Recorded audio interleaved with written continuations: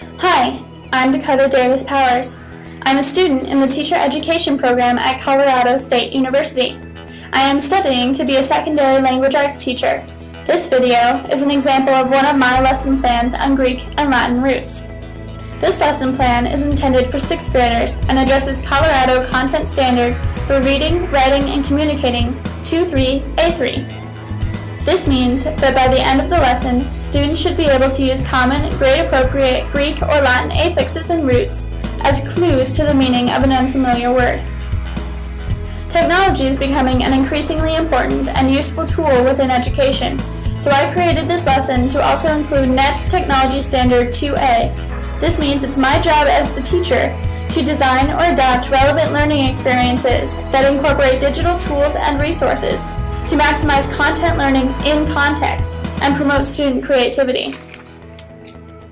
I will use multiple strategies, including technology, games, group work, and student presentations to ensure that my students are able to meet the lesson objectives, particularly the overarching objective to be able to determine the meaning of unfamiliar words using what they know about Greek and Latin roots.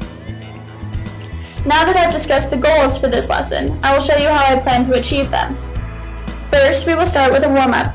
Projected on the board will be the question: how can we use the Greek and Latin roots that we have been learning to help us get an idea of the meanings of words we are unfamiliar with?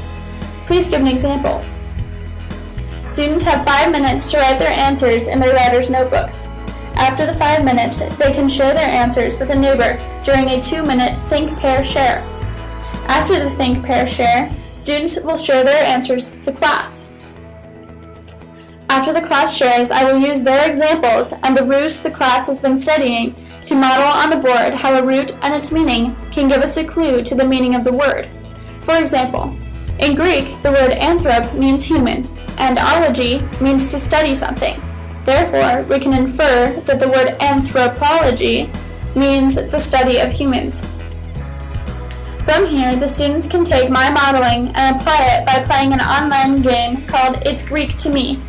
The game has varying levels of difficulty to challenge students who are ahead and give more practice to those who need it. The way it works is students are given a root word and its definition.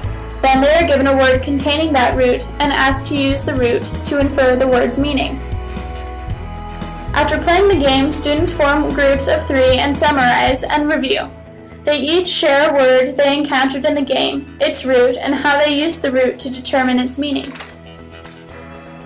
In the same groups of 3, students will receive a slip of paper with a word on it that will contain at least one Greek or Latin root. Students must work together to identify the root and its meaning, then make inferences to the meaning of the whole word. Next, students look up the definition in a regular or online dictionary and compare it to their own definition. They must discuss how the root relates to the meaning of the word and whether their definition was correct or not. Lastly, students use their new word, its root, and its definition to create a PowerPoint slide to present to the class.